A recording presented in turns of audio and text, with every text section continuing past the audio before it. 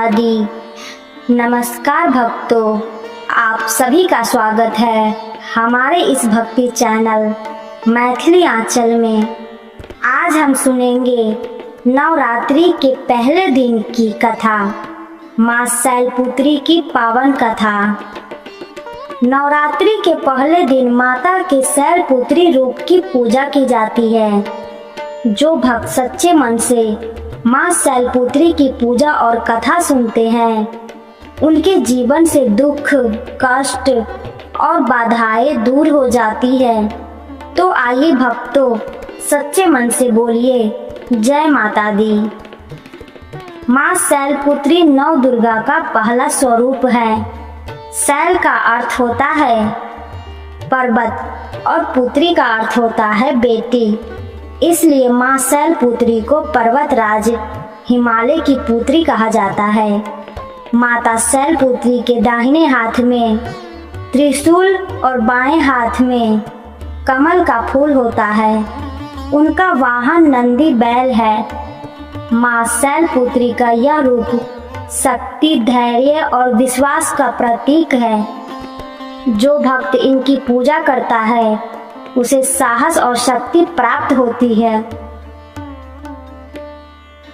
पौराणिक कथा के अनुसार मां शैलपुत्री का पहला जन्म राजा दक्ष के घर हुआ था। उस समय उनका नाम सती था। माता सती भगवान शिव से बहुत प्रेम करती थी और उन्होंने शिव जी से विवाह किया। लेकिन राजा दक्ष को भगवान शिव पसंद नहीं थे। एक दिन राजा दक्ष ने एक बहुत बड़ा यज्ञ करवाया और सभी देवताओं को बुलाया, लेकिन उन्होंने भगवान शिव को निमंत्रण नहीं दिया। जब माता सती को यह बात पता चली, तो उन्होंने सोचा कि पिता के घर जाने के लिए निमंत्रण की क्या आवश्यकता।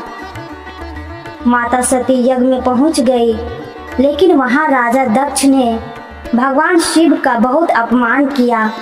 उनके पति का अपमान सहन न कर पाने के कारण माता सती ने यज्ञ की अग्नि में अपने प्राण त्याग दिए। जब भगवान शिव को यह समाचार मिला, तो वे अत्यंत क्रोधित हो गए। उन्होंने वीरभद्र को उत्पन्न किया, जिसने राजा दक्ष का यज्ञ नष्ट कर दिया। इसके बाद माता सती ने दूसरा जन्म पर्वतराज हिमालय के घर लिया। इस जन्म में वे मां शैलपुत्री कहलाई। हिमालय के घर जन्म लेने के बाद मां शैलपुत्री का नाम पार्वती रखा गया। माता पार्वती बचपन से ही भगवान शिव को अपने पति के रूप में प्राप्त करना चाहती थी। इसके लिए उन्होंने कठोर तपस्या की। हजारों वर्षों तक तपस्या करने के बाद भगवान शिव प्रसन्न हुए और माता पार्वती से विवाह किया।